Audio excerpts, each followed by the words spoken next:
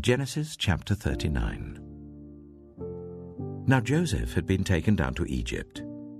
Potiphar, an Egyptian who was one of Pharaoh's officials, the captain of the guard, bought him from the Ishmaelites who had taken him there. The Lord was with Joseph so that he prospered, and he lived in the house of his Egyptian master. When his master saw that the Lord was with him and that the Lord gave him success in everything he did, Joseph found favor in his eyes and became his attendant. Potiphar put him in charge of his household, and he entrusted to his care everything he owned. From the time he put him in charge of his household and of all that he owned, the Lord blessed the household of the Egyptian because of Joseph. The blessing of the Lord was on everything Potiphar had, both in the house and in the field. So Potiphar left everything he had in Joseph's care. With Joseph in charge, he did not concern himself with anything except the food he ate.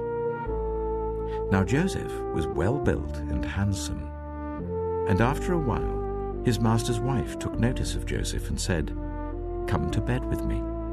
But he refused. "With me in charge," he told her, "my master does not concern himself with anything in the house. Everything he owns he has entrusted to my care.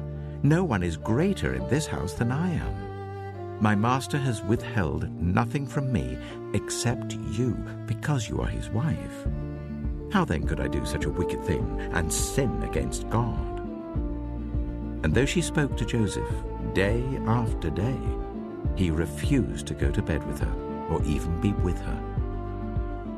One day, he went into the house to attend to his duties, and none of the household servants was inside. She caught him by his cloak and said, "Come to bed with me."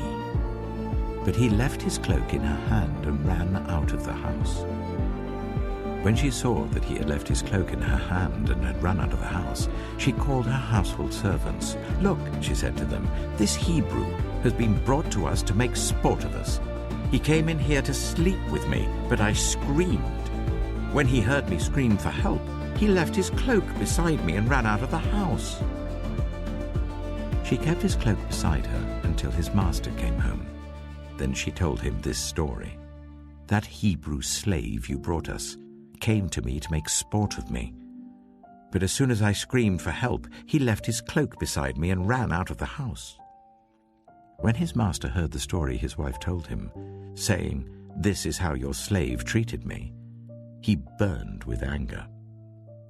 Joseph's master took him and put him in prison, the place where the king's prisoners were confined. But while Joseph was there in the prison, the Lord was with him. He showed him kindness and granted him favor in the eyes of the prison warden. So the warden put Joseph in charge of all those held in the prison, and he was made responsible for all that was done there. The warden paid no attention to anything under Joseph's care, because the Lord was with Joseph and gave him success in whatever he did.